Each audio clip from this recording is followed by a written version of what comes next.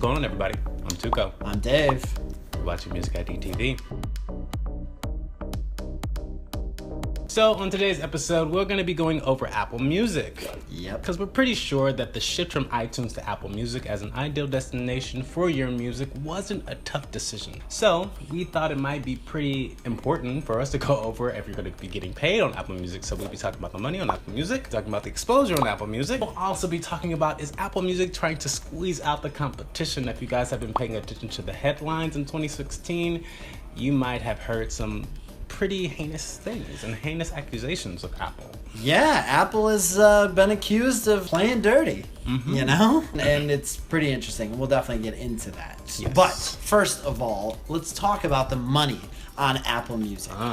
Apple Music's royalty payout. As we've seen with other streaming services, it has fluctuated quite a bit, and if you also want to see our Pandora episode, you'll find out why we really started to like Pandora quite a lot when it came to the streaming rate. But Right. on to Apple Music. They are currently paying out a global average of 73% of their revenues to the copyright holders on a pro rata basis. What pro rata basically means is that you have this whole pool of money now. So 73% of our overall revenues. Now, what percentage of that do you deserve from how many streams that you actually got from the overall stream? So are you 1/10 of those streams? Are you 1,000th of those streams? So that's what the prorata basis means, and all the streaming services seem to be paying out in that same fashion. Right. Spotify does the same exact thing. So let's break down their current per stream rates, which we weren't really surprised by here. Their current stream rate is 0.006. Just wanted to make sure I didn't add another zero. So it's 0.006 cents per stream, which if we're equating everything to $1, that's 166 streams to equal $1. I mean, that's basically playing status quo with the other streaming services, and that's really what it looks like. Nothing to write home about, nothing super exciting thus far, not and really. at least the information we've given you, you don't know where we're gonna go. Also, one thing to take note of is that the fact that Apple Music does not have a free tier. So Apple Music as a service is only paid. This is something that record labels and artists are kind of excited about. So Apple Music does have a 3-month free trial period in which there was some discrepancies going on, because at first they didn't plan on paying artists for that free 3 months. That's true. But then Taylor Swift got her old nifty self up in this thing. She kind of came through for everybody and let Apple Music know that you need to be paying artists, and so Apple Music did agree to pay during the free trial period. So that's actually pretty cool, the fact that they did pay out on that. But also remember that you're going to get a higher rate on Apple Music because they don't have a free tier consistently. So let's understand the exposure on Apple Music. Their paid user base is currently 15 million paid users. And now that's only half of Spotify's paid subscription base, which is 30 million. So you might look at it and be like, well, you know, they're really lagging behind. However, Spotify has been doing it a lot longer than Apple Music. But if we really want to look a little bit further, Apple Music is related to Apple, obviously. So Apple, they have over 800 million credit cards on file, and that's something to definitely notice, because right now they have only 15 million paid users. However, they've only been in the marketplace for a year, so they're growing pretty quick. Exactly. So that means to convert people to Apple Music probably wouldn't be a tough thing to do. No. You already have your credit card on file. You don't even have to put your credit card. You just have to say, I want it or I don't. It's already there. It's taken care of. You don't have to feel like you're giving your information away to some new service that you're not interested in doing that stuff with. So the conversion rate, I'm pretty sure, will continue to increase, as well as when they can increase the efficiency of the platform. So Apple Music also has the same even keel sort of catalog when it comes to the numbers. Apple Music only has 30 million songs. I know I'm saying only. I'm only saying only because Spotify has 30 million songs too. So they practically have the same size catalog. Yeah. Meaning mean, I don't know. For me, I have Apple Music, so there's a lot of songs on there. Some songs I don't find, but I'm not saying it has everything. No. I don't know that Spotify has things that Apple Music doesn't have. I can't say that they have the same exact song. I don't think they have the same exact songs. I actually have Spotify. I've had Spotify for maybe 3-4 years, something like that.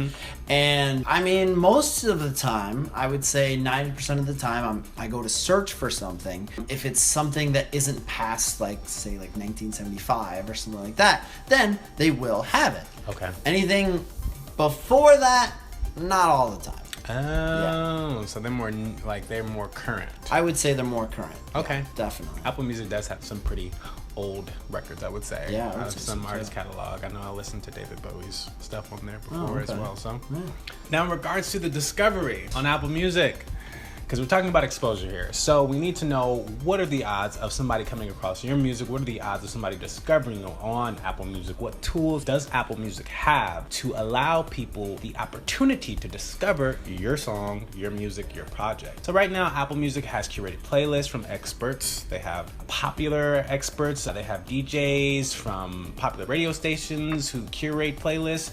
They also have a radio station feature where if you're listening to a song, you can click on the options button.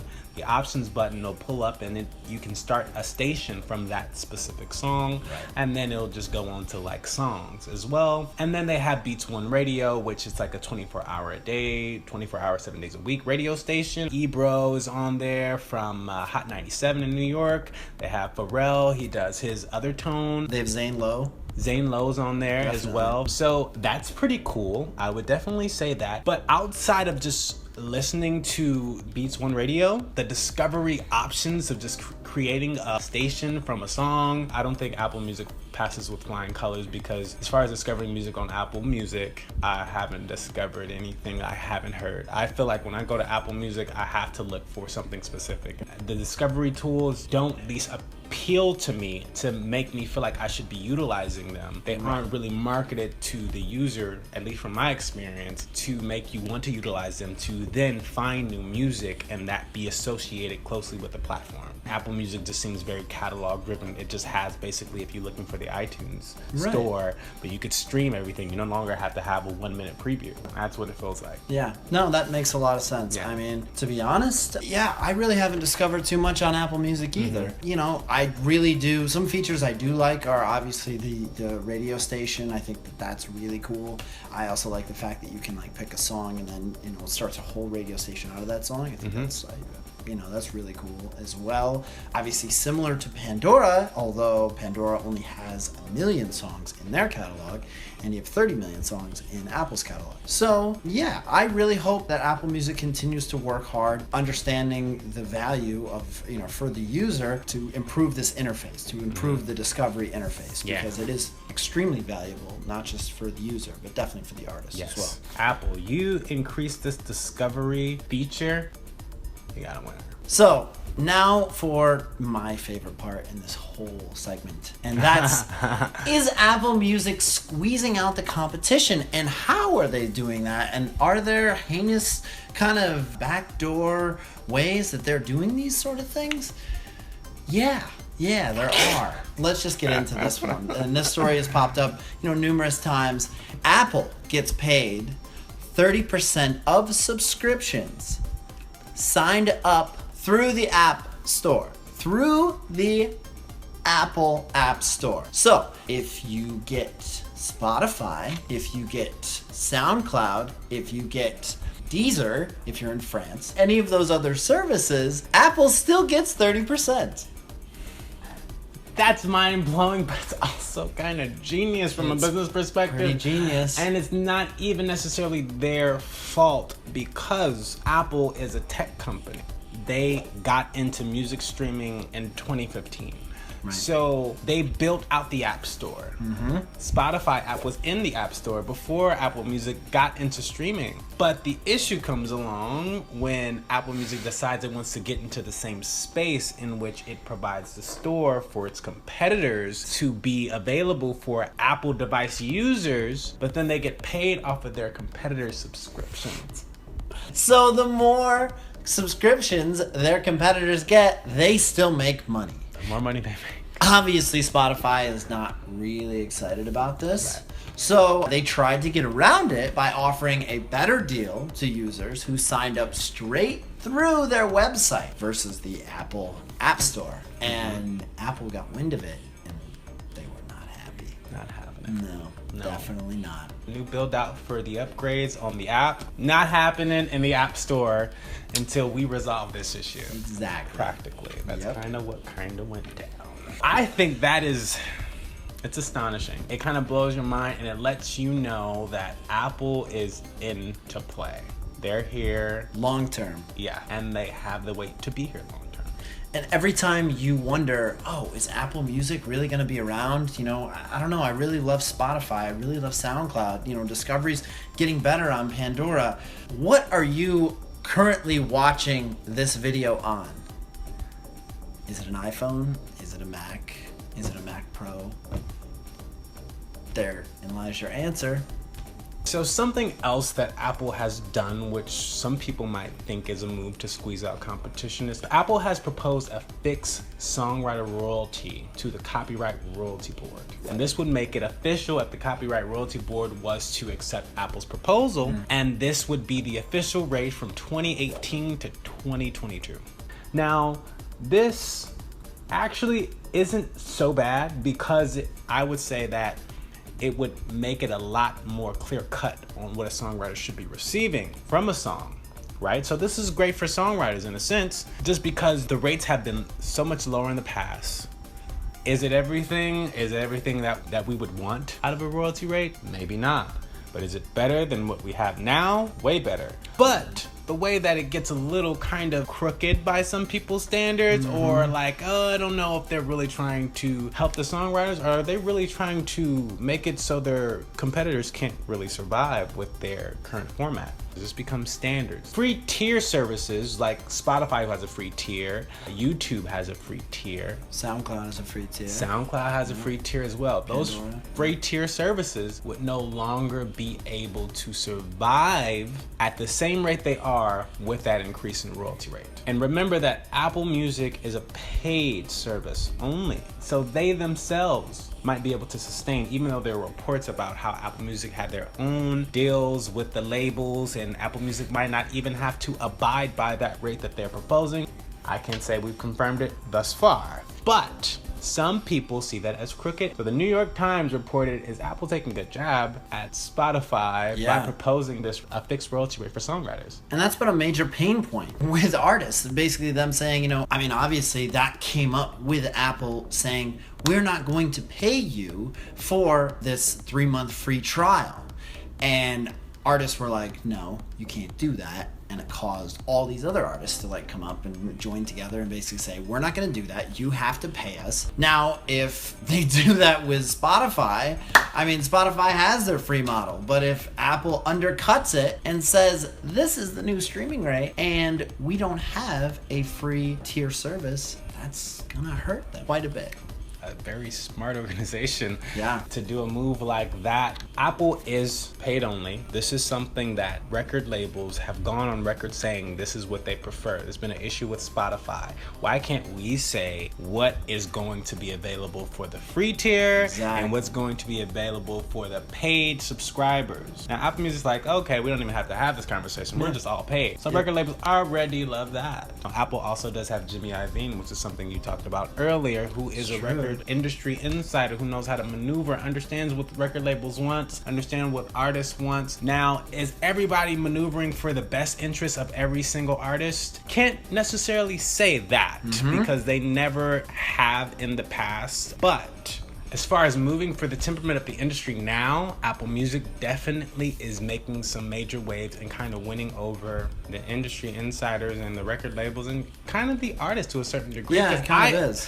I, as an artist, I think that being able to say this could be available for the free tier, this should be available for the paid tier is perfectly fine. It's my stuff. I recorded it, and this is where I would like to be available. Yeah, absolutely. I just think that, you should have that option, and Apple actually stands by that as well, and so it's hard not to root for them and their efforts. Right, and also let's not forget that Apple is going to be phasing out the iTunes Store in less than 2 years. Yes. So that's not even going to be a factor. Previews aren't even going to be a factor. To be able to purchase something through their store, like, oh hey, go buy my album on iTunes. No, you can't do that in the next 2 years. So Apple Music is going to be the only way that people will be promoting and have exposure for their music. So let's definitely remember that Apple Music, even though they have 15 million paid subscribers and they've only been in the game for a little over a year now, and yes, they have to compete with Spotify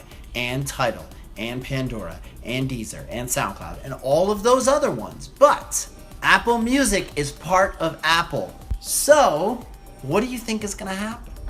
Do you think that Apple Music is just gonna kind of like, oh, okay, well, you know what? We have a streaming service and we're just gonna make things a little bit, eventually we're just kind of poke along and figure out, okay, well, we'll compete with Spotify because maybe Spotify has 60 million subscribers now and we only have 30 million. No, they already have the iTunes Store. Okay, they also make money through these other subscriptions. They make 30% of anything that's purchased. Any of the competitors, when their apps are purchased, they get the money. So you have to understand that, and you have to understand that they're only been in it for a year. They're going to continue to be getting smarter, understanding the analytics, understanding like the breakdown of the metrics, and saying, okay, this is how our users are responding to our stuff. Here's how we can do better with discovery. Here's how, they're really going to be breaking that down. So if we're, again, looking long term, Apple Music is part of Apple. So do you believe in Apple? That's up to you guys. Big dogs of the tech industry, let us know. Hit us up on Twitter, like I said, or hit us up leave a comment below this video. If you found this video helpful at all, share with your friends, like and subscribe to the channel. Definitely, guys. I'm Tuko. I'm Dave. You're watching MUSIK ID TV. See ya. Sayonara.